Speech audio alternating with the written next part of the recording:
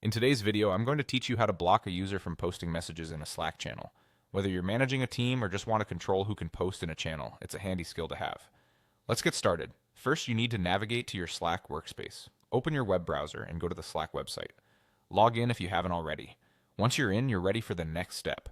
You'll need to click on the Google option to sign in, especially if your Slack uses Google Single Sign-On for authentication.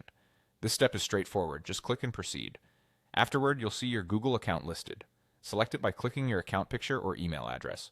This confirms your sign into Slack through Google. Next, you'll be prompted to click on Continue. This action is essential as it finalizes the Google authentication process, seamlessly redirecting you to your Slack workspace. Now that you're signed in, you'll have the option to use Slack directly in your browser.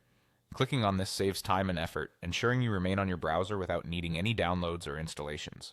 Navigate to the specific channel where you want to manage posting permissions. For today's instructional purposes, let's focus on the general channel. It's important to know that post-editing permissions can be managed here. Once you're in the desired channel, click on the channel name at the top of the screen. Doing this will open the channel's details page, providing you access to all the settings related to it. From the channel details, you're going to find the Settings tab. Click on it. This section contains various options and configurations for the channel that you can adjust according to your needs. Next up is selecting Posting Permissions. Clicking on this option presents different choices that allow you to decide who has the ability to post messages in this channel.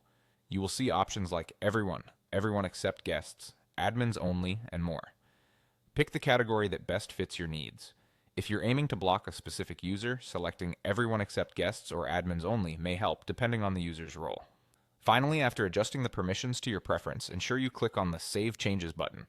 This step is crucial as it applies your new settings, ensuring that only users who meet the criteria you've set can post in the channel.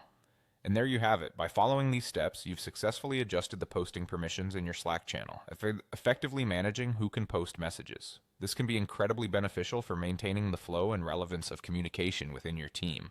Remember, it's all about creating an organized and efficient workspace. Thanks for joining me today, and I'll see you in the next tutorial.